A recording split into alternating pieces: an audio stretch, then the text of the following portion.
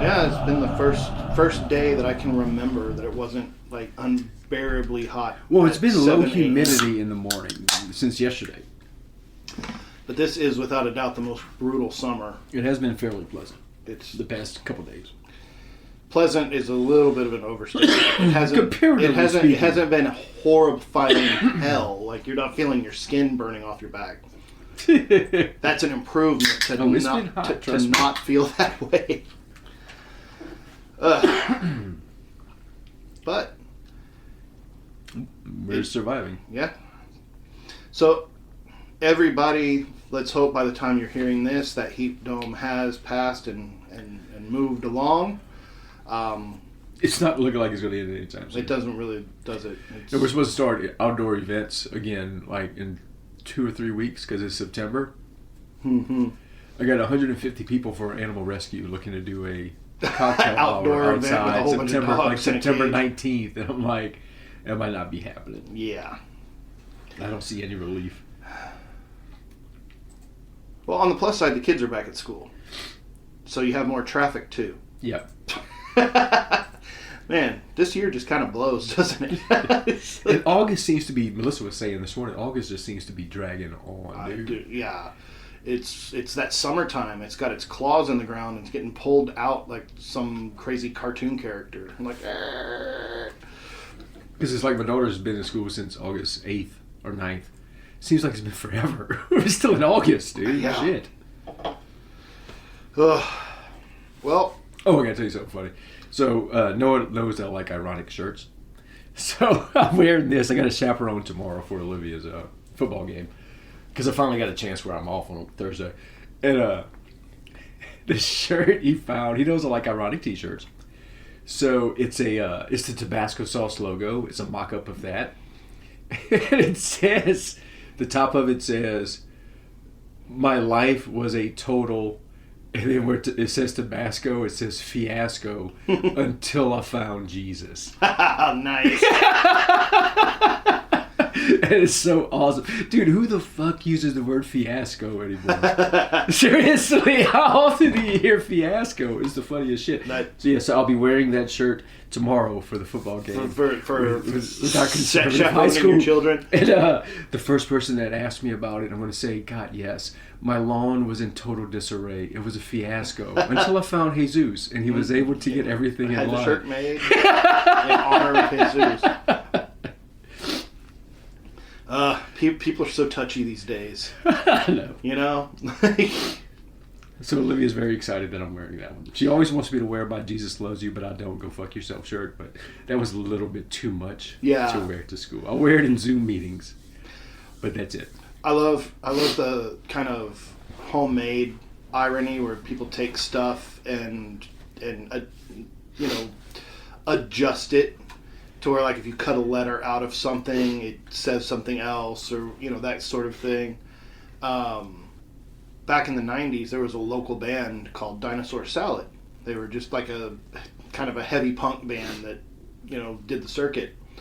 Well, we have a local radio station that it's a Christian radio station, like it's KSBJ, and they'd go to churches and stuff and pass out bumper stickers for free, like by the thousands. So you had all of these cars driving around in the 90s with these bumper stickers that said God listens, and then it says 89.7 whatever. Mm-hmm. Dinosaur Salad went and got a whole bunch of those stickers and like glued something, like attached them to where it says God listens to Dinosaur Salad. But if they didn't print their own stickers, they went and modified existing stickers that were made for the radio station. And so you had like 1,000 kids driving around with this bumper sticker and then of course people started putting Slayer on there and different things, but it was hilarious because of the way it was offset with the fonts. You could stick your own sticker on the over the radio thing, and right. it would just go perfectly on there, and it looked like it was all one piece. It was great. Well, I don't know if you remember, this reminds me of a story from when I was in high school. I think it was my friend Brandon. You remember they used to, during the Drug Awareness Week, they would give you the little ribbon that said drug-free. That year it said drug-free, it's the way to be. And then it was, whatever year it was, all sort of shit. So they gave them out to us in like homeroom. And my friend Brandon immediately got some scissors and took his. And he made it look so clean, but he took some glue and all of a sudden his said drug-e. The way to be. And we were all like, do it for me! And so, there were like 30 of us walking around with these custom ribbons all day. It was fucking awesome. Yeah, there's a kid in junior high came to school, and I swear to God, he had a new Kids on the Block pin, like you'd go on your shirt or your backpack, and he stuck it on his blue jeans. And when people would ask him what it was, he was like, it's New Kids on the Cock. And then everybody started wearing New Kids buttons on their pants like that. The unintentional comedy of just kids being clever with stuff is awesome. Speaking of kids, welcome to episode 187. Ooh, that's an ominous letter. That's ominous number combination. Episode 187, entitled "Those Damn Kids." Happy back to school, everybody. This is September 4th, 2023. The kids are back at school. They're coming home with problems, math and other types. They're wanting to stay up too late, but then they also don't want to get up early, and just run amok, right? Like just all over the place. So, but they're also pretty scary in movies and shows and stuff as a horror trope. Kids can be creepy. We're gonna visit that here just in a few minutes, but first, the old business. All right. So last week's music and TV and everything was so shitty. I had to go back to 1987 because 1987 rocked. This week in 1987 wasn't as rocking as some other weeks, but it's not completely. Anyway, let's see. Top music hits. Not a great week. Coming in at number 5, you had "Only in My Dreams" by Debbie Gibson. Mm-hmm. You have "Luca" from Suzanne Vega. "Don't Mean Nothing" by Richard Marx. "Who's That Girl" by Madonna. And then "La Bamba" by Los Lobos. So, kind of a slow week in music, but the kids are going back to school, so they're, you're not going to have a whole lot of top hits kicking this week. If you got to stay up late enough, you'd get to see Married with Children, MacGyver, Magnum P.I., Punky Brewster, all the old guard that is pretty much still carrying the flag for pop culture. Is all those 80s sitcoms and TV shows. Just you mentioned Magnum P.I. We had a friend in high school that had way too much facial hair for his age. Like, he had like a fucking mustache in 9th grade, and we used to call him Magnum Puyai because of South Louisiana. So it was Magnum Puyai was his name for years, dude. Because we couldn't have a beard, but we could have a mustache. So he had this ridiculously thick Tom Selleck mustache at 14. You remember when your kids and you and your friends or cousins or whatever would start getting into like the who would win? Like, my dad could beat up your dad sort of stuff, or who would win, MacGyver or Spencer for Hire? Like, who, between, like, B.A. Baracus or Clubber Lang. Right. They're both Mr. T. Like, who would win if they were fighting? Like, those kinds of things. We used to have that same thing, but I think Magnum... Magnum ended up no, Magnum could definitely take MacGyver. Magnum could definitely take Spencer. Yeah. It wouldn't be too hard for him to take down. I think Michael Knight could take Magnum P.I. I don't know. He'd have to have help from the car. If you disable the car, then plus you got that Ferrari. Colt Seaver could take his ass. Colt could get him. He's the unknown stuntman. But the only reason that they would come to fisticuffs is if they were working that same case, since PI was a private investigator and Colt was a bounty hunter. If they came to fisticuffs, it would be such a fiasco. It would be a fiasco. My daughter's been binging The Simpsons for like the last month. She's just been, and for whatever reason, maybe it's just an age thing, but when I was a kid, everything Bart said was the hilarious shit. And then when I was an adult, everything that Homer says is hilarious shit. It's Dude, what you can relate to. Every time I walk through the room and Mr. Burns is saying something, it just cracks me the hell up. and I've taken on a lot of his vocabulary lately.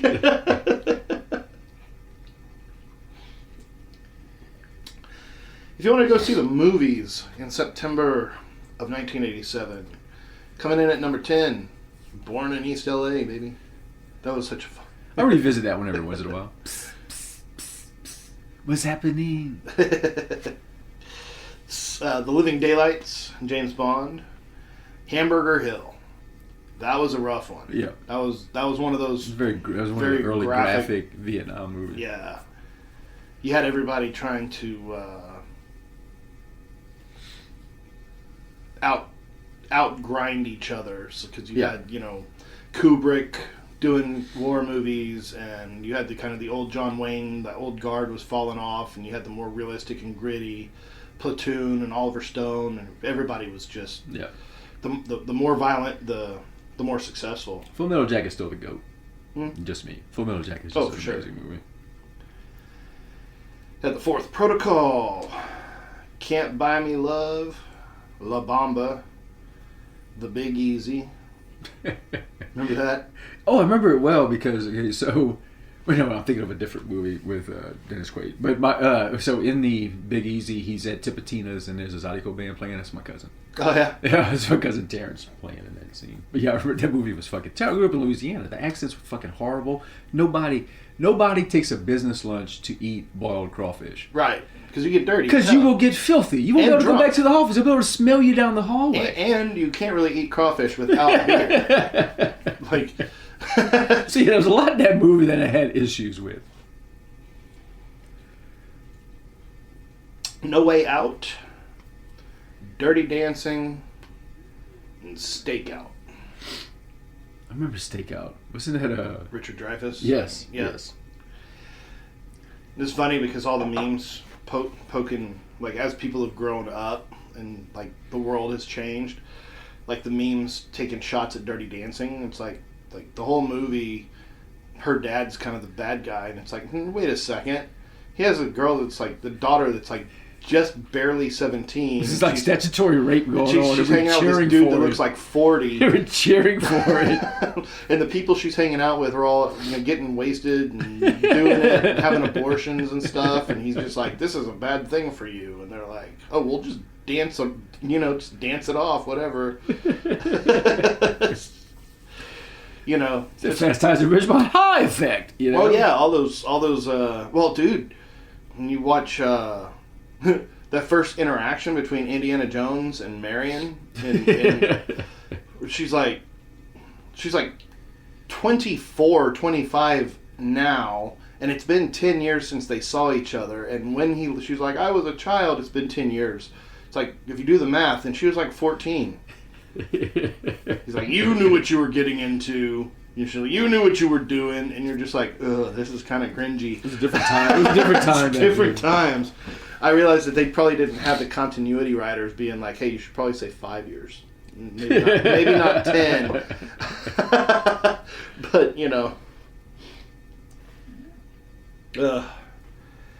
All right.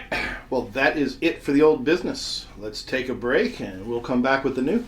Glorious day. And the complete breakfast with... Blueberry. Huh? Into the waves, Boo. Bye-bye. Frankenberry has strawberry-flavored sweeties. Count Chocula has chocolate sweeties.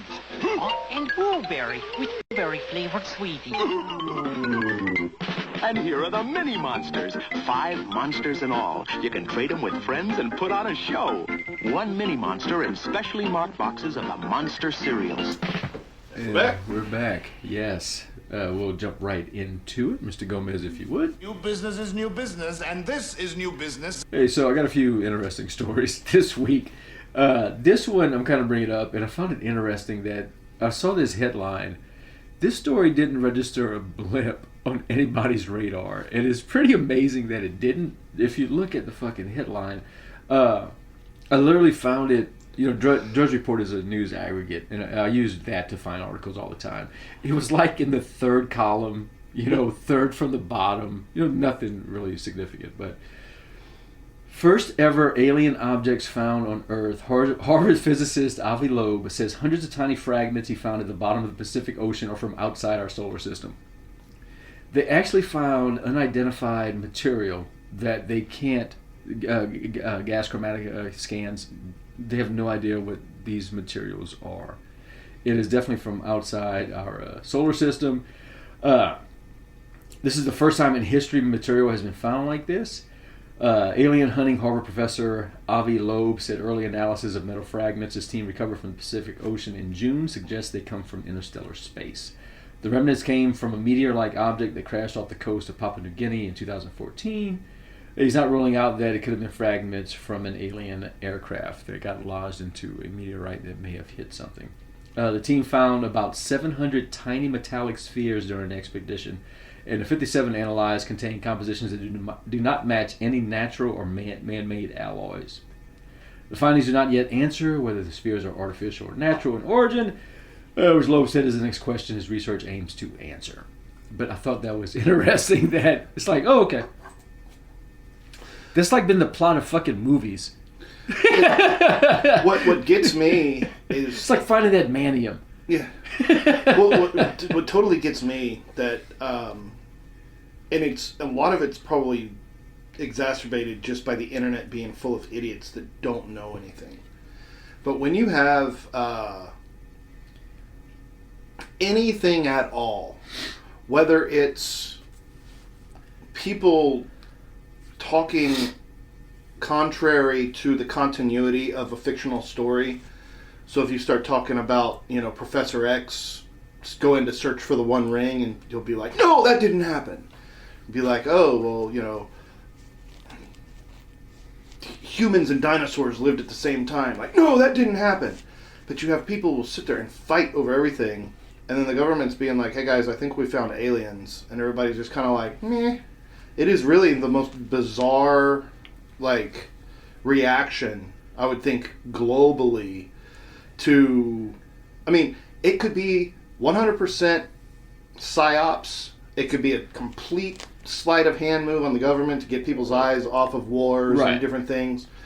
But when the government, itself plays lip service, even without coming out and saying it's a real thing, but just kind of being like, well, it's not exactly false, and it, you know, and people are just kind of like, meh, whatever, dude. It's because we've been under so much shit lately that we'll believe anything at this point, or we just don't believe it at all. We're like, nope, they're trying to cover something up, right?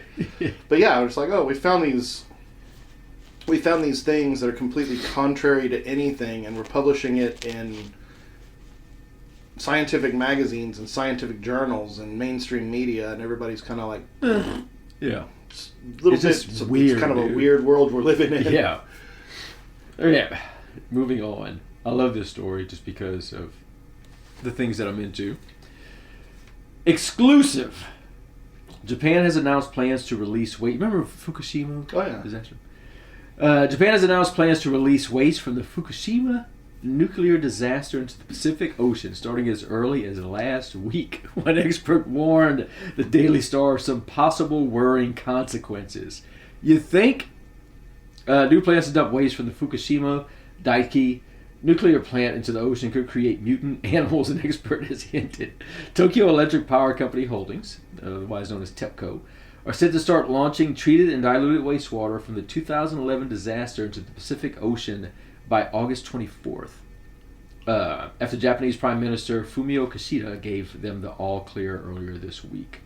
The decision is, of course, a controversial one, which many concerned about the untold effects the wastewater could have on marine life and on those of us who are partial to seafood. Godzilla All you gotta do is watch the original Godzilla movie, and you'll know why this is not a good idea at all. What gets me? Well, I mean, it all does. I mean, all of the pollution and all of, like, obviously there's going to be some, and you can't stop it all and stuff. But like, you've heard that. I don't know if you've ever heard. It's one of those mind-blowing facts that like 96 or 7% of all sea life lives within a couple hundred miles of the coast. Yeah, because that's where all the food chain is. That's right. where all the little stuff lives in the other stuff that gets bigger and bigger and bigger. Yeah. And then you get your giant, like your whales, like your blue whales that eat krill. All that stuff lives near the surface. So there are areas of the ocean that are deep and more or less just giant deserts where there's no bottom and there's no life anywhere. Right. That they could put this stuff and it would probably dilute. Yeah, by the time it gets dangerous. Right. They're gonna freaking go like, just pour it in the water like right off the coast. And people like, why would the fishermen possibly be concerned? It's like, well, let's think about that. You're pouring the craft water right into their fisheries. Right. That sucks. So that's a crazy one. Yeah, let me introduce you to 32-year-old Dylan Stone Miller. Now, I know back in my early days, my younger days, occasionally when we needed beer money, we would donate plasma and shit. Okay, I don't know if you've ever participated in that ritual. I've never donated blood to get beer. Okay, so yeah, going out, buddy, back in the day, every once in a while, we'd go ahead and drop some plasma. It was good pay, for an hour. Well, Dylan Stone Miller has taken it a step further. He is an incredibly prolific 32-year-old sperm donor. And he has recently embarked on a journey. After, through Ancestry.com and Facebook, he has been able to start meeting some of the 96 children that he has fathered through his years of donating sperm. This is the weirdest fucking story I've ever heard in my life. He embarked on a 9,000-mile road trip this summer to start visiting some of the children. So far, he has met 25 of his biological children, to the point where he started a Facebook group. It's a family Facebook group. Yeah. So, his road trip is part of a larger odyssey to figure out how he fits in the lives of the boys and girls he fathered in absentia.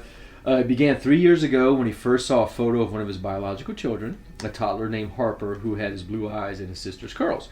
He got tears he recalled and unexpected feelings of kinship. I think of her as my first child, he said. He met Harper when she was 3 and decided he wanted to foster relationships with as many of his children as possible, at which point he quit his job as a software engineer and has funded his quest with his savings. This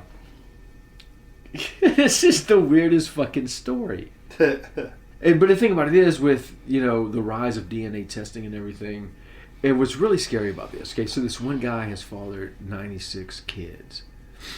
The tree is starting to wind down. These kids don't know that they have the same dad. What if 30 of them live in the same town, right? And they're the same fucking age? It's kind of scary. I have to wonder, because you think about places like Appalachia and areas where inbreeding is more prevalent, just because it's a family farm and they live off in the boondocks and there's nothing but cousins. Somewhere along the line, everybody was related at some point. Yeah, I've been in some towns in East Texas like that. It's just the way that it is. So you have to wonder, like with urbanization, it definitely did deepen the pool, so to speak, because it brought so many more people around. Mm-hmm. But yeah, what happens whenever you do have those kind of anomalies? Because it's like, I think that's back in the day. That's why you had to get blood tests, right, to make sure you weren't family before you got married. And then they did away with the blood tests, and whatever. now you got guys like this. So all this started in 2020 when a stranger messaged him, "I really hope you don't feel violated in any way, but it's Canadian Thanksgiving, and I wanted to tell you how grateful my family is to you," wrote Alicia Bowes, who was one of the two mothers of Harper. She had tracked him down through social media and using clues from his donor profile, which had his first name and his father's occupation and shit. So she was able to track him down. He opened up her Instagram page and saw the photo. Days later, he asked if he could join a Facebook group called Zytex 5186 Offspring, which was a Facebook group named after his sperm bank ID of people trying to track him down. He must be a really good looking dude if all those women were like, I want that one. This is just the weirdest fucking story. I wouldn't want to know shit. You know, what's next as far as, you know, what if somebody decides they want to pursue child support or something? Or, you know, it's just a weird story. You know, you can see some greedy ass lawyers jumping all over that. Well, yeah. You know what I mean? Just weird. Okay. So, let me introduce you now to Dr. Philippe Nietzsche, who has been dubbed pretty much the new Dr. Death and the Elon Musk of assisted suicide. He's recently unveiled a grisly suicide booth that the way it works is you get in the suicide booth. It's a coffin-like pod that you lay down in it. It asks you 3 questions. I'm trying to find what the questions are that it asks you. It's just the weirdest fucking story. Person climbs in the machine. They'll be asked 3 questions, and they have to answer it verbally. Who are you? Where are you? And do you know what happens if you press the button? If you answer all those verbally correctly, the software switches on, and the chamber is filled with nitrogen. It lowers the oxygen in the blood, and it will instantly kill you. Yeah. So this is the new... Who was the Dr. Death? Kevorkian. Kevorkian. Yeah, so this is the new Kevorkian of a new age. Of course, this isn't in the United States. It's in the Netherlands, if I'm not mistaken, or some Eastern European company. But the suicide machine itself looks pretty fucking sharp. That is like nice, dude. That is like state of the art and shit. And I guess that's why he's being dubbed the Elon Musk of assisted suicide. I don't think he's selling the pods. He's just selling people the right to use them. Or maybe he probably has to sell the pods. Yeah. Actually, it's just a weird story. You know, like those are pretty rad. You know, you got to service more than one at a time. Before you get off the suicide machine, I probably said it on the show before, but the way my mind works, when Kevorkian started getting famous for having built a suicide machine, do you know what went through my head? What I thought it was? In my head, I envisioned a contraption similar to like a leg press. And attached to the other end of the leg press, whenever you extended your legs, it would trick basically a guillotine with a sideways blade on it that would come down and like hack your head off. So it's suicide in that you have to physically start. You know, you have to push the button and engage the machine. So it's not an execution machine, it's a suicide machine. Right. But you get in there, you know, you sit down, you put your feet on the pad, you hold on to the handles, and you hit the button, you know, push the foot pads, and thunk, and then it retracts and your head falls in the basket, and they reset for the next... It wasn't quite that grisly. I thought that would be, I mean, that's it's like this. I just wrote it because I'm writing like an autobiography sort of stuff, a bunch of essays, because I thought, hey, every time I talk to my uncle or people in my family, people are like, oh, I wonder what kind of person your grandfather really was. Nobody really knows. I'm like, oh, I have this ability to leave this legacy for my children. I could tell my life story. And maybe if I publish it and people laugh, then that'll be fun too. But I remember, like, I'd go visit my grandparents. I was like 7, 8 years old, right? When I go visit my grandparents, my grandfather made this, I still make it to this day, but it's like a barbecue marinade that you brush onto your stuff while it's grilling. And it's mostly made out of butter. So every time some drips down into the coals, it flares up. So I was like, 7, 8, 9 years old, something like that. And I'm like playing with the butter, dripping it off the thing and watching it flare up. And I thought to myself, you know what would be horribly awesome? It's like you fill up a water gun with this stuff. And then you set like a cigarette lighter on the end. then you could squirt fire onto people. So then I go to my grandfather, because he is a war veteran and like killed people and stuff. So I was like, I got this wonder. And of course he's like, dude, he didn't say dude. He was just like, he informed me that flamethrowers already exist because people have been trying to throw fire on one another for centuries.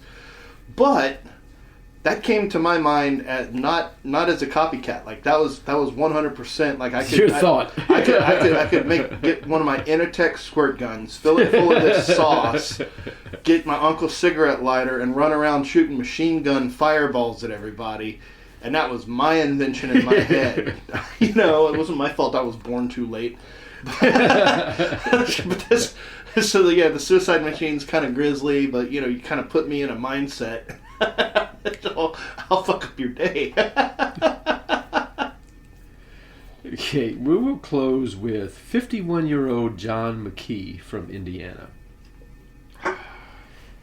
John McKee was pulled over last Wednesday at about 9 o'clock at night by Indiana State Police trooper and charged with DUI.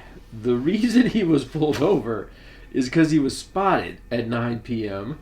driving a blue Power Wheels Jeep without lights or reflectors down the highway. The trooper says McKee looked impaired. He administered a field sobriety test, most of which he failed, and McKee agreed to a blood draw at a local hospital, told cops he had pot and crystal meth in his system. He ended up being released after posting $5,000 bond on a felony rap. His rap sheet includes numerous convictions like trespass, possession of drug paraphernalia, marijuana possession, criminal mischief, and now he has been charged with driving under the influence. The little Power Wheels? On a Power Wheels, yes. It is just so awesome. Did you see that? It's not a good idea. I'm sure you saw the girl at the film festival. Yeah, with the Power cosplay, Wheels. But she had the Barbie Jeep that she was driving around. That was pretty cool. That was cool. That was very, very cool. So that's it for the new business this week. Rock and roll. We'll listen to these words from our sponsor, and we'll see you in a minute. The 13th, an all-new three-dimensional process will put you in the picture, whether you want to be there or not. Friday the 13th, Part 3 in Super 3D. Join Jason in the woods on his day, if you dare. Friday the 13th, Part 3 in Super 3D. Rated R. All right, and we're back. So back to school. Let's do it. Scary kids. I was going to say, or if we want to quote Corey Feldman, what up with the youth? He's got a new banger he's about to drop, by the way. He's got a new song coming out next week, I think. It's about divorcing his wife in the midst of her health crisis. that didn't get him any fans. Did you read that? Yeah, he tried to explain it on Instagram though. I don't hate Sea Dog. I don't hate the bro. I'm just like there is a certain way you announce something, and there's certain details you could probably leave out. Yeah. You're like, I'm parting ways with the love of my life because of her ongoing health crisis. She can't go on tour, so like that doesn't sound good on you, Mm-hmm. Unless you're like, every time we have sex, her vagina bites me. I just can't handle it, and the doctors can't figure it out. Then you're like, okay, well that's kind of a good cause, Like, that makes more sense. But what up with these damn kids? Why are monster movie kids so scary? It's just the factor of just kids. Kids can be creepy. I mean, because you don't expect kids to do evil shit. Kids are supposed to be innocent. They don't have an evil bone in their body yet. It's something that's learned. Mm-hmm. But these kids just seem to be born with it. Well, there's obviously the scary kids, and then there's the different kids that are used in to be put in danger, sort of thing. Right. But you could go through the entire Pet Cemetery, for example, and that entire concept is horrifying enough. You bury something and it comes back not quite right. Right. And that's been a trope for forever. A long time. Yeah. The telltale hand. But then you put the little kid in there, and he comes back not quite right, and it just. But he's still the same voice and everything. It just, I mean, it's just so much worse. Because just any number of zombies are okay. Kids, like even the kid in Dawn of the Dead, when she delivered the zombie baby, Mekhi Phifer was the father. And, she's been bitten, but she's pregnant, and they're just trying to get the baby out before she turns, and then the baby's born, and it's a zombie. That is probably the most gut-wrenching scene in that entire film. Like, it was just, like, oh my God. Right. So, it's just something about, like you said, it's that warped innocence. It's that they're not supposed to be scary. They're supposed to be all cozy and warm in their beds. Not floating out of windows. Because you name a lot of, especially a lot of Stephen King stuff. He utilizes kids. He leans on kids, but it's effective. Well, one obvious one, which I was going to bring up, were the Grady twins. Mm-hmm. They were creepy as fuck. But they were trying to help him. That's the thing, though. But they were still creepy. Oh, yeah. Ghost kids are just creepy. Ghost kids are incredibly creepy. I think it's funny how they have to tell, like in The Shining, because Stanley Kubrick drove Shelley Duvall pretty much mad. Yeah. But he got that performance out of her. Sad. But he basically told the children that they were in a comedy. And they're just like, oh, this is a serious part. You have to act very, very serious.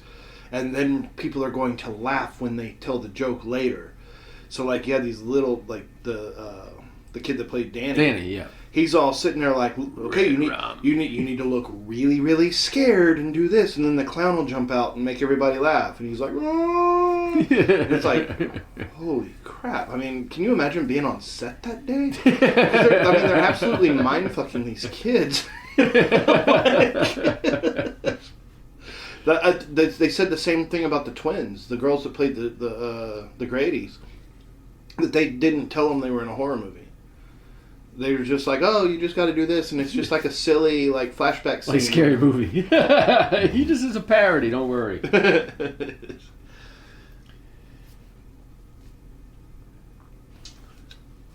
So another one that is just chock full of creepy ass kids, of course, and I refer to Isaac all the time, is Children of the Corn. I mean, that movie just opens fucking brutal.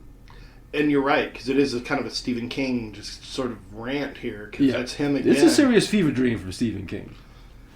That was during that time. Children of the Corn, I've seen it recently, and I've seen it edited. It holds up well. It's still scary. It holds up the way it was filmed and just the absolute over-the-top insanity of the kids. Well, like I said, the opening scene, the kids slaughter everybody in the diner. Mm-hmm. Brutally.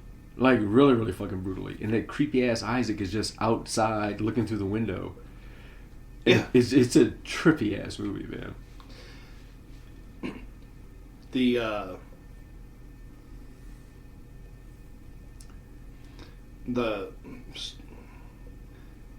Salem's Lot, Children of the Corn, that all comes from that same era of Stephen King, mm-hmm. where He Who Walks Behind the Rose, in a short story called Jerusalem's Lot, was He Who Hides Behind the Rose was the thing that lived in the decrepit church. Okay. It was like the worm, and it was the catalyst for the events of both Children of the Corn and Salem's Lot. They kind of run together. It's that, even though Children of the Corn's far away, it's that same entity. Excuse me, but reading those short story Stephen King books back in the day too, that had Children of the Corn and stuff in it, was like, you could tell, like, he was scared of children. Oh yeah, children creeped him the fuck out. Now, fun fact that I found researching this, and I have no idea how I'd ever do this, but John Franklin, who played Isaac, dude was 25. Oh really? He was 25 years old playing a 12-year-old kid. Yeah, he suffers from an immune deficiency, and It kind of stunted his growth as a child. He never grew taller than 5 foot tall. But yeah, he was 25 years old when he played that role. Wow. It's pretty crazy, man. There was something in the water in the 80s or in the 70s because you remember you had Different Strokes and Webster, like Major Lewis. Those kids were like they played kid roles forever because they just never grew. They never grew. TV was a lot like Barnum back in the day, where it's just like, oh, you're a little bit different. It's a sideshow, yeah. Just throw you up on TV. Okay, and another one of the creepiest kids, it's such an image, is little Damien from The Omen. Mm-hmm. The little lead singer of AC/DC, running out there. He's just an iconic image of a very creepy, scary child. South Park used to parody him all the time. What's great about him is it is done in so many different. It's how few lines he actually had. Yeah, he just was creepy. He's just there. Yeah. Just his presence is weird. And just the score helped so much, and the soundtrack of that movie, he was just straight up Damien, evil. This is for you. Oh, that's that dude. When that rope snaps, like it doesn't break. Like whenever it snaps taut, it's just like, oh, how brutal. Popped her head right off. Okay, another one of my all-time favorites, which I got to bring up, is, and just as a kid watching this movie, it was weird how I kind of connected with this kid where I wished that I had his powers, but watching the movie, it was kind of fucking scary. It was Anthony from the Twilight Zone movie. That was a creepy-ass kid. That kid would do some evil fucking shit, dude. There's more... There's the Twilight Zone episode where they show up to the town and it's all like everybody's gone, and it's just that one kid that's left.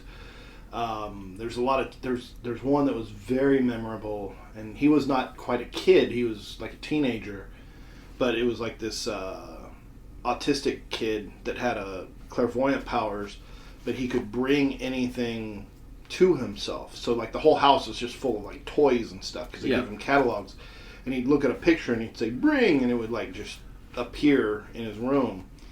And it was kind of almost kind of sweet little family story until the mother died, and then the father like got rid of every photograph that he could, but the kid opened a book and a picture fell out and he saw his mom and he's like, oh, bring, and it like the corpse just appeared in their living room, and it was like, I remember being a little kid being like, what the fuck?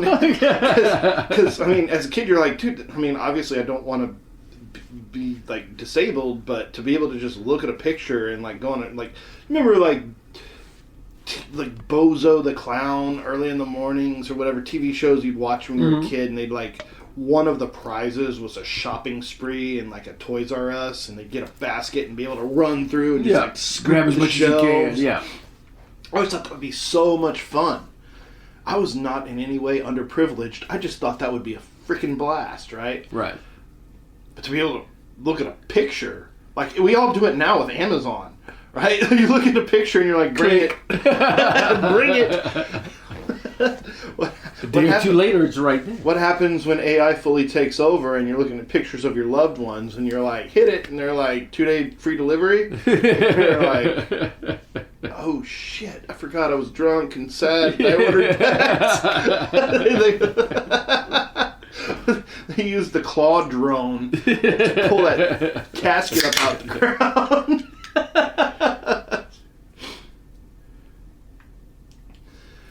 Then you have the kids that are kind of the heroes, but they're weird in their own right, like Carol Ann. Yes, yeah, Carol Ann just the way she reacted to this shit. She's so little. Wasn't like innocent. A usual kid. Yeah, she's so little innocent and so cute. But she was like welcoming to these spirits and everything. You know, she didn't get scared. She wasn't scared at all until she actually got into it. Yeah. But which ended up being her demise. She wasn't cautious. She was just an innocent child, you know, and she was tricked. Yeah. Poltergeist still holds up to be one of the scariest. Absolutely, Like, man. It still has jump scares that get me every time. I'd say, like, I mean, there's a lot of underground horror that's obviously a lot more disturbing, but Poltergeist works on a lot of different levels because if you're a kid, you know what it's like to be in a room that's with a scary tree or something under the bed. As an adult, you worry about your children, you worry about your neighborhood, you worry about all the stuff that could happen to anybody, and then you add in, like, dark evil forces that you don't even really believe in. Right. And just like... And really gross, weird shit, like the dude peeling his face off. The steak.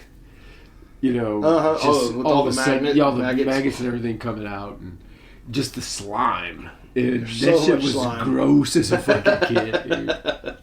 So gross. Yeah, I remember distinctly me and my cousin talking about Poltergeist and being like, okay, I've heard it's scary. Are we gonna watch it? We both watched it and we're like, that wasn't that scary, and both of us were kind of like, it was kind of scary. Okay, so one kid that is insanely creepy, and to me this is such an underrated movie and enough people don't fucking talk about it, is Brightburn. Have you seen Brightburn? I have not, unfortunately. Brightburn, it showed up for just a minute and then it disappeared. Brightburn is such an excellent movie, and the whole storyline of an evil-ass Superman.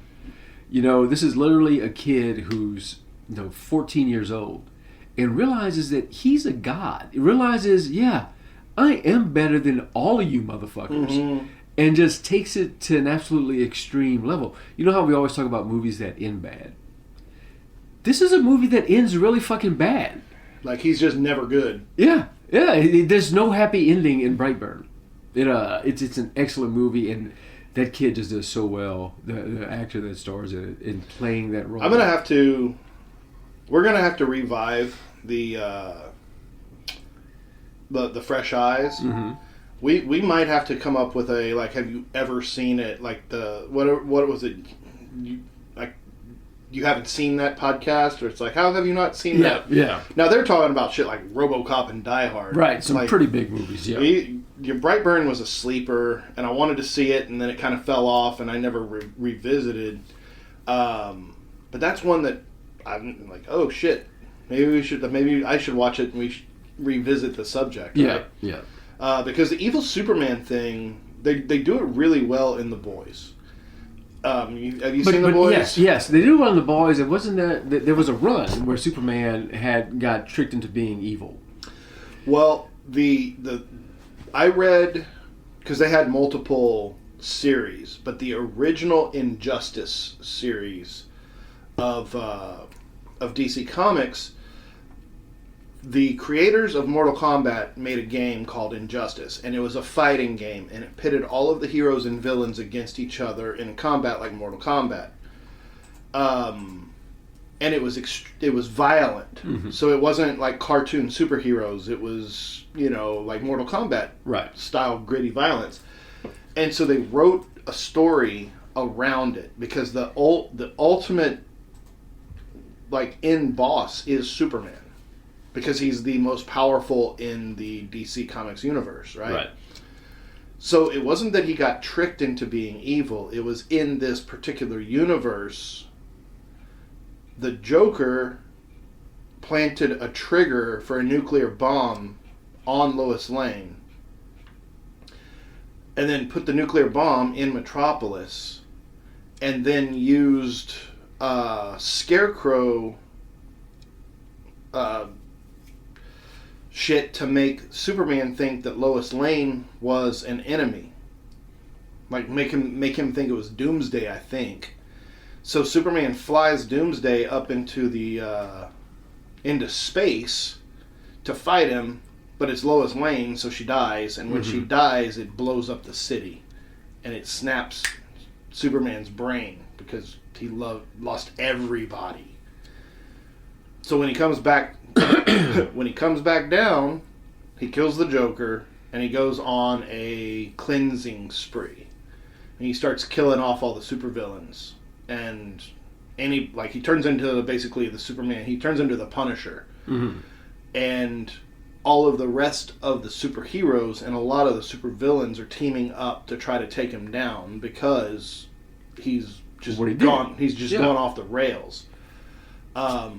So there's entirely new lines drawn. You've got the ones that are supporting Superman in his crusade, and then you've got the ones that are opposing him because of what he did.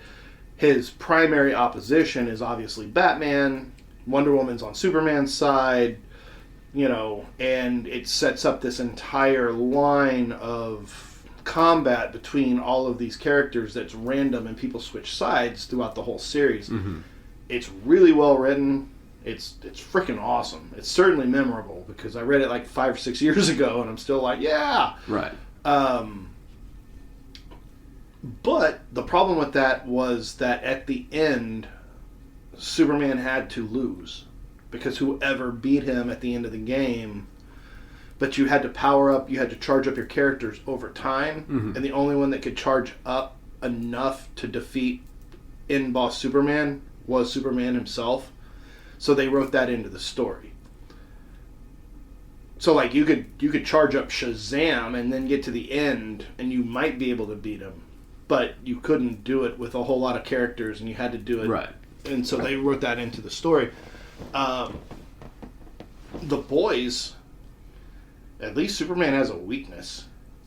Yeah. Like the character in The Boys, Homelander doesn't have a weakness that they know of. Like he doesn't get hurt. And the same thing with Invincible. Like he's got no. But see, that's how Brightburn is. There's no kryptonite in Brightburn. Mm-hmm. He's just a bad motherfucker. And I think what I think separates it is, like, even if you go back to Watchmen and Adrian Asmodeus, he ends up getting this god complex all of a sudden. And, they got to a point where they just got jaded and just said, fuck it, we don't care anymore. The comedian was probably always a little jaded, but with Brightburn, this little kid was never good. Mm-hmm. He had never even found himself yet. He's just a bad seed. And then all of a sudden, he's still trying to find himself, still trying to understand who he is. He never had a chance to be good. He just immediately fucking went to bad. And once he realized, and once it got to the point where he realized he had these powers, and he realized that his parents had hid something from him, or who he thought was his parents hid something from him, that was a wrap. He was like, fuck it, I'm better than you people. Why am I even bothering with you? You can't tell me what to do because I am more powerful than you. You can't fuck around with me. And just the movie just goes off the rails, dude. And I wish, because the way it was planned is James Gunn was going to do a series of evil superheroes. Because like at the end of Brightburn, they tease, there's like this Alex Jones type character that they show doing a monologue. And it's played by Michael Rooker. And he's talking about, this happened, and the evil Superman was there, and this happened, and there was like they teased the evil Wonder Woman and the evil Aquaman, and they teased all this shit, and they never came out with the rest of the movies or anything. And I think just because Brightburn is just an incredibly underrated movie. I don't think I'll watch that tonight. It's a really, really good flick, man. Have you seen Guardians 3? No. James Gunn, I love him. But holy hell, bro. The first 2 Guardians movies were fun. Like, there's a lot at stake because of the whole Infinity War. But it was fun as, you're like, yay! All kinds of crazy murder. Like, Rocket and Groot are, like, machine gunning shit in a slow motion spin, Like, people are obviously dying, but it's not... Guardians 3, Gunn just drops the emotional bombs on you like every 4 seconds. He's getting ready for that dark DC. He's just like, holy shit. Period he's about to go through. Oh, man. Fuck Marvel, we're going dark now.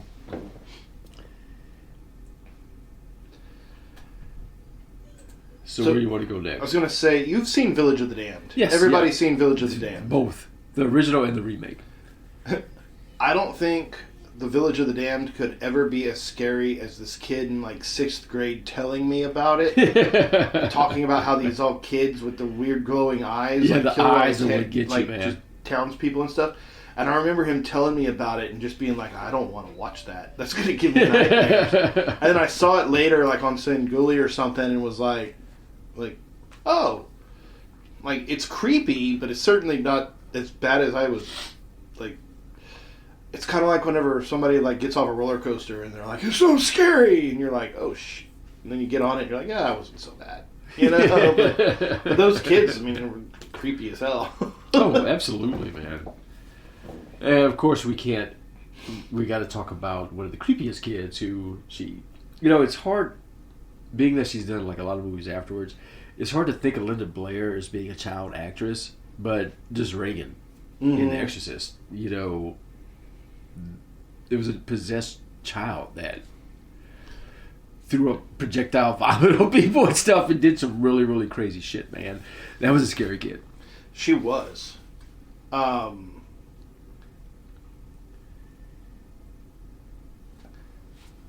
can say that, you know, Exorcist was another one of those that was very hyped up before I ever saw it.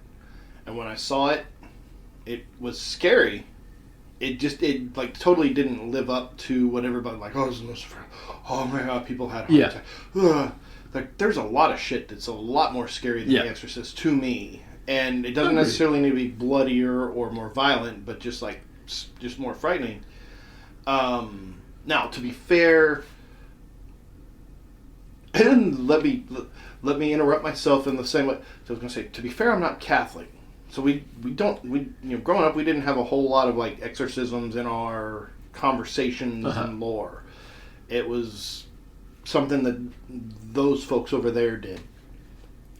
That said,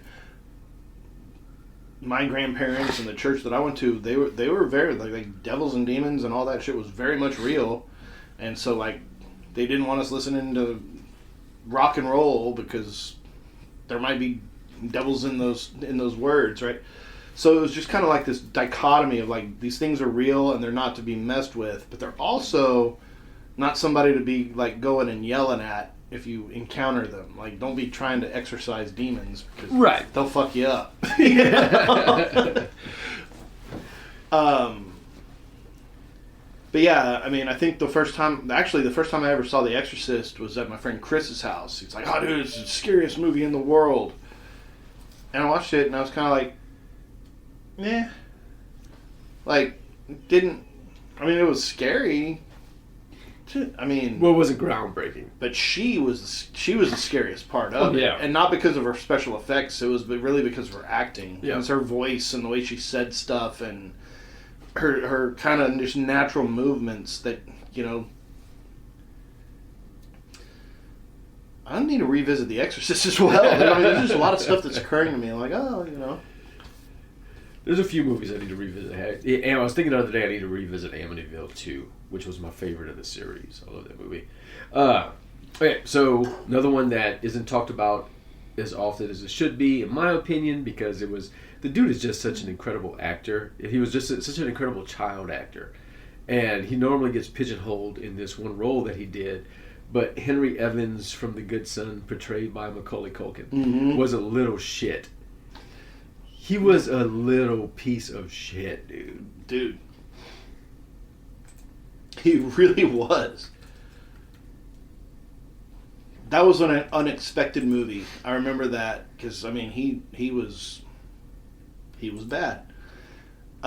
You only ever knew him as Kevin, who was mischievously bad. Like, all the stuff that Kevin did to the Wet Bandits was pretty deadly. But it made you laugh. It was slapstick. In The Good Son, he was doing equally conniving things that were just not as funny. His reasons for doing it was a lot different. Well, yeah, I just mean... It started making you look over your shoulder. Okay, so I got one that you might not remember. Another movie you may want to revisit. Do you remember The Pit from 1981? The Pit. Yes. Not The Gate. Not The Gate. Not The Gate where the kid was listening to heavy metal and bites his friend with a real bite and it looks pretty scary. Talking about The Pit. Okay. So The Pit is a movie I highly recommend you revisit. Me and Andy were talking about this movie about 2 or 3 years ago, and I hadn't watched it since I was a kid. And he was like, dude, you gotta watch this movie, because we didn't realize as kids how much of a fucking little piece of shit pervert this kid was in this movie. Okay, so the pit revolves around this young man named Jamie Benjamin, 12-year-old boy. He has to go live with his grandparents in Wisconsin. He's a recluse. His only friend is a teddy bear named Teddy. Not very inventive, but him and Teddy talk to each other. Teddy's an evil motherfucker. And what Benjamin starts doing is he suddenly gets this obsession with women, especially his babysitter. And he just becomes perverted, and he starts lusting out. He steals her panties, just all kind of weird shit. And during this whole time, what the teddy bear is having him do is he's having to take people, like on the back of the property there's a pit. He brings people back there to trick them into falling into the pit, where these demons that he calls trogs eat on them. They have to eat raw meat. And he's just killing all these people. It's just this wild fucking movie. I do. And him and this this teddy now. bear are just... That is from the VHS tape from back in the day. But him and that teddy bear are just two evil, evil ass people. That movie is another underrated gem that doesn't get talked about nearly enough. Yes, I do remember that one now. Now that you mention it, there was a lot of stuff that was just on cable. Yeah. Just free for anybody to watch. If you had time and it, the cable hookup and the mom that wasn't paying attention, there's all kinds of crazy shit. But yeah, I remember that with the teddy bear in the hole. Jesus. It's a throwback, ain't it? It's a fucking deep cut, son. that's And you can find it streaming all over the place, which is really crazy, man. The Gate's streaming for free right now on Tubi, by the way. Yeah, the Gate was one of those that I think. Did we do a Fresh Eyes on that one, or did that one just come up? No, we just talked about it one time. I had remembered that. Young Steven Dorff. I remember that being a scary movie from when I was a kid. Yeah. Like, it was a satanic panic. Well, it was a satanic panic, but it was also very much like there were a lot of horror branded movies that were just kind of adventure movies with a little bit of a scary element. And then there were some other things that were just like from the ground up horror. The Gate was one of those that was kind of looked like a Goonies or an Explorers or just a snarky... The Critters. Like we talked about our 80s movie checklist. Mm-hmm. It looked like, especially even with the little demons, it looked like a... it would be a campy movie. It was like a little... Yeah, like Meatballs 2 or something like that. Mm-hmm. And they kind of sold it in that like snarky kid romp sort of thing. But then whenever he actually gets into it and their home's being invaded by demons... and they shapeshift and they're becoming possessed in different ways and music sounding different and like everything's just freaking wrong, right? Because of this tree that came down in their backyard, and it's just like that was a frightening movie and that I had kind of forgotten about. That you revisit, it's like casually scary, or it's intentionally dark and scary, but it doesn't seem such until you're actually in it. And then you're like, holy shit. Yeah. This was not what I realized it was going to be. Okay, so here's another one that I'll bring up. It's another one. Doesn't get talked about enough because it's a sequel, and the original movie did a lot better. But Ben, the little motherfucker that Danny, who has his rats. No, Willard was Crispin Glover. Okay.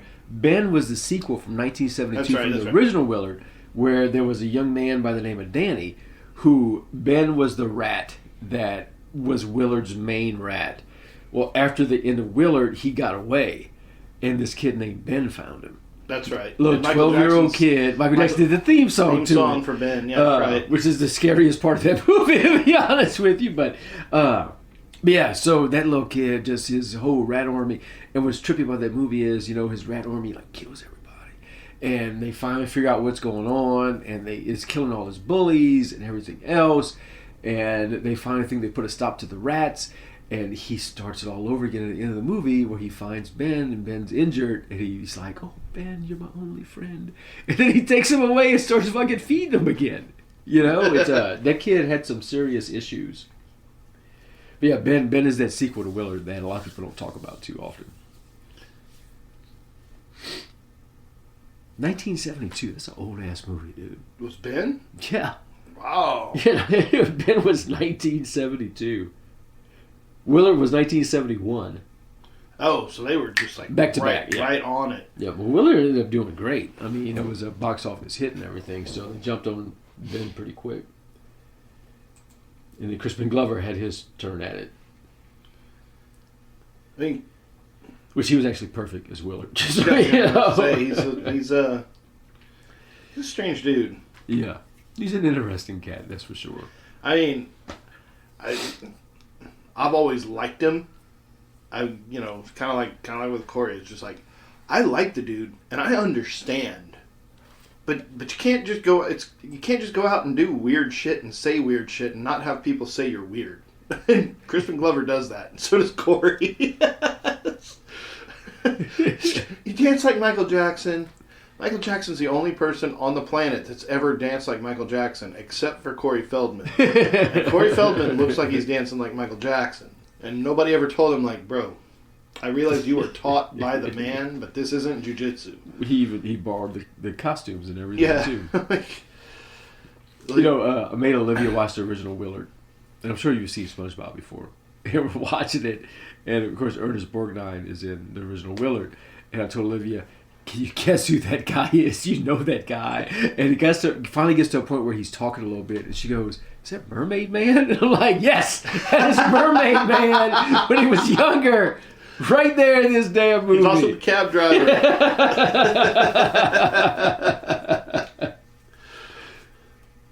Everybody moved out of New York and he just stayed. Driving his cab.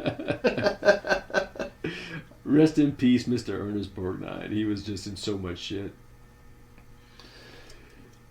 Man, you could really make a living as an actor back in the days without actually being famous. Oh, absolutely. Just being in TV and commercials and just being reliable and on time, and you could, and then like, what's his name? Is it Daniel Wong? Or Dave something? I think it's Daniel or David Wong. He was in. David Wong sounds familiar. He was in. Victor Crowley. No, he in Big Trouble in Little China. He was in. Oh yes. He's like 100 years old, and he's like got like several hundred IMDb credits. Yes, he was in Balls of Fury. He's been in fucking everything. And I'm gonna pull wrong one. I'm gonna find it right now. James Hong. There he is. I mean, he was in Seinfeld. He's been in everything. He's been in everything. He was in Ninja 3: The Domination. Oh, dude, he was the Exorcist in Ninja 3. I've been on MeTV watching like old reruns of fucking Wonder Woman and shit. Yeah, and he pops up. Oh yeah, dude.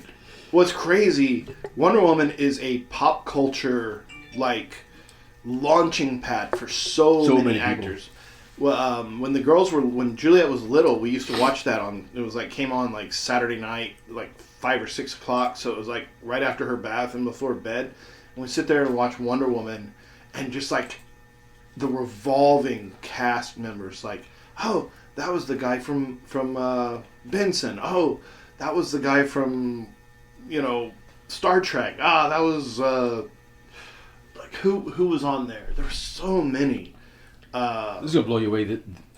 Okay, so James Hong has 452 IMDb credits. Oh yeah, between voice acting and just everything else that he's done. He's in his 90s now. Yeah, and he stopped and acting. He's still working. Well, in 2020 he stopped any major projects, but apparently he does have some stuff that's coming out. Yeah, that's insane, dude. 454 acting credits, and dude, he's voiced so much shit, so many cartoons, but he's so recognizable. He's been in a lot of shit. There's a Seinfeld appearance right there. Yep. But yeah, I remember seeing him pop up in Wonder Woman. Mm-hmm. I was like, look at this shit. He's fucking everywhere. Yeah, he's cool, dude. And he's been in big box office movies and low budget side projects and sitcoms and everything. He's been going since his first IMDb credit is 1954. Yeah. Yeah, he's been going for a long ass time, dude. And, yeah, Wonder Woman. Here's it is right here. His Wonder Woman credit from 1977. That is nuts, dude. Good old James Hong. Did he do an appearance the other day at a convention? Probably. He did a recent convention appearance earlier this year. So he's an awesome dude. Oh yeah, he was in Revenge of the Nerds. I think that's what it was, where they had that Revenge of the Nerds cast thing. I think he was there also because he was in Revenge of the Nerds too. Mm-hmm. He's been in fucking everything, dude. That is crazy, man. Good old James Hong. Alrighty. Got any more you want to go with? Man, I ran out a little while ago. I'm going to say, man, those damn kids that keep me from, like, writing my podcast notes and all kinds of stuff. I had to walk down the street. Kids make horror movies a little bit more creepy. Whether they're victims or the evil pieces of shit that are going after people. Because I've told you before, the horror movies that usually get me emotionally the most are where a kid gets hurt. You know, that's the ones that fucking... That's when I was so pissed off when when they made The Mist, because I read that story a million times. No kids died, man. Oh. And when I'm watching the movie, in the end of the movie, the dude shoots everybody in the car, including his son. It fucked with me bad, dude. The last one that I did want to bring up, and I'd forgotten about it, was the movie Sinister. Yes. To this day, one of the scariest movies that I've ever seen. Especially modern movies. And it's not, I mean, some of those film deaths are quite... But they're not, it's not overly bloody or disgusting. It's just the concept's frightening. But just talking about it right now is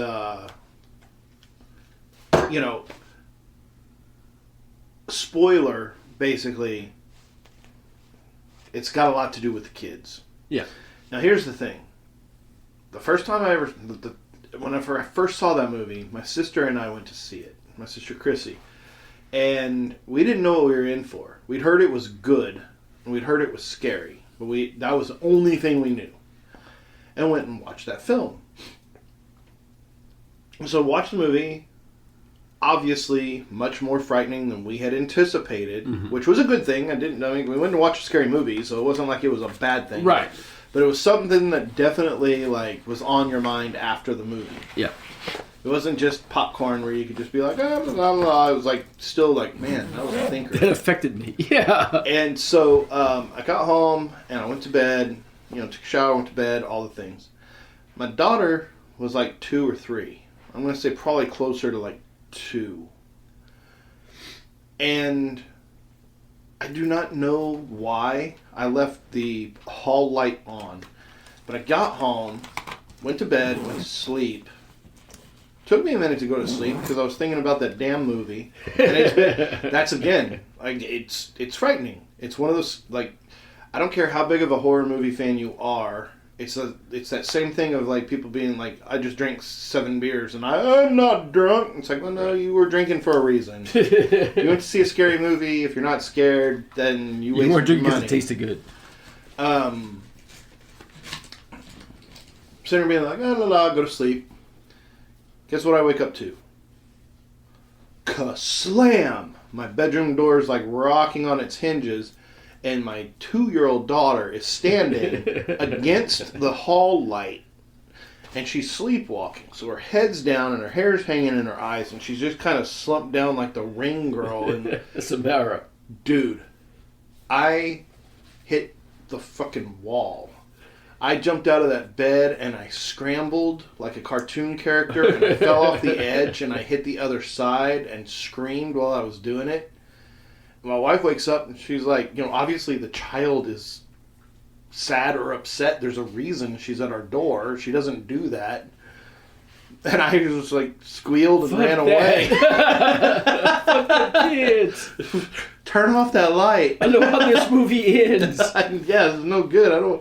They're gonna bury me and roll over my head with a lawnmower. That sucks. The Sinister's really, really, really good. the one where they had the kills in Sinister, like everybody's sitting on the pool chairs, and it like yanks them into there and like drags them to the bottom. It's like it just by the end of that movie where Ethan Hawke's sitting in the attic and all the kids are around him. It's just such a creepy fucking movie. He's just like, yeah, like they're all there. It's time. Yeah, that would really set Ethan Hawke as the Scream King.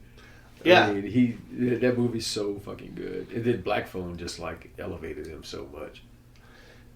I hope he's staging up a comeback. No, seriously, like a legit. Ethan Hawke is amazing. He's such a good actor, dude. He really is. Have you seen Black Phone? I haven't yet. It's on Prime. I highly recommend it. I need to. And Black Phone's a really good movie. He's so good in that one. Do you want to talk about creepy? I mean, he's really fucking psychotic in that one. He plays such a good psychopath. It's definitely a good one. And it all involves kids too. So, nice. Well, I think we'll leave with that one because yes. I have some homework. Yes. The Cocaine Bear is also streaming on Prime right now. All right. Right on, guys. Well, thanks for joining us for this episode. We will see you next week. And you and I have some things to talk about off the air here in a second about some scheduling. Okay. So, hey, everybody. See you next time. Keep it scary. Later.